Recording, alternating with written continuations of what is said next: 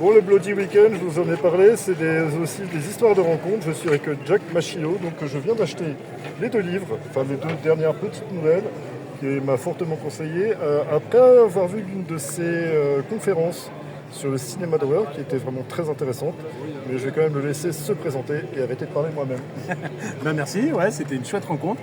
Donc bah voilà, comme il vous a dit, je suis Jack Machillo, donc je suis un auteur de romans et de nouvelles. Je suis aussi scénariste pour le jeu de rôle, j'ai une maison d'édition de jeux de rôle et je suis aussi directeur narratif pour un studio de jeux vidéo.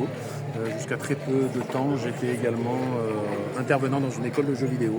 Donc voilà, j'ai plusieurs casquettes et je travaille aussi dans le milieu du jeu de société, bref. Je suis un homme assez occupé.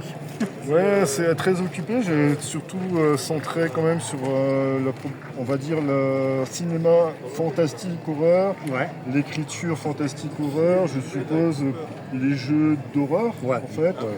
Donc il y a des choses que tu as le droit de citer peut-être pour les jeux Oui, pour les jeux en développement, il n'y en a pas, j'en ai plus.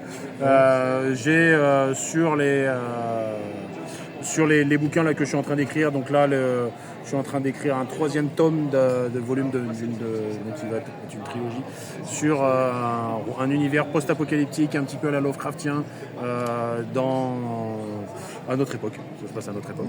Donc voilà, donc ça devrait sortir dans pas si longtemps que ça.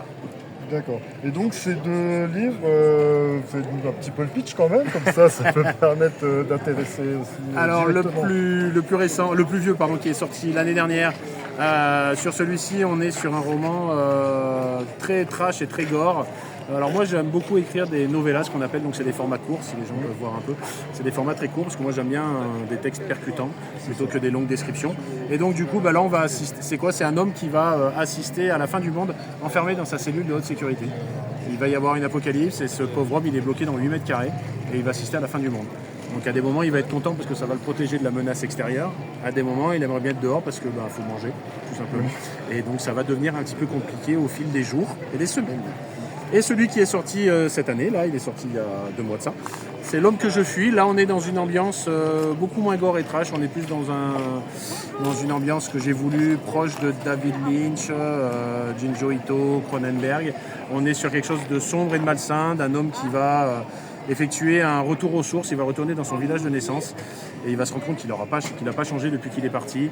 Et ça va lui rappeler plein de regrets, de remords, mais aussi plein de rage et plein de fureur. Et donc voilà, il va être poursuivi par une bête. On ne sait pas si c'est... Enfin moi je sais, mais ils diront aussi. Et il est poursuivi par une bête à tête d'amphibien. Et est-ce que c'est une allégorie de sa peur? Est-ce que c'est... Enfin voilà, il y a plein de choses. Donc c'est un petit peu... 2 salles, 2 ambiances.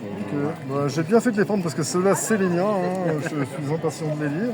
Ils attendront la fin du livre que je suis en train de lire. Il n'y a rien à voir. C'était Mark Shift pour la pellicule brûle. Je vous remercie et à bientôt.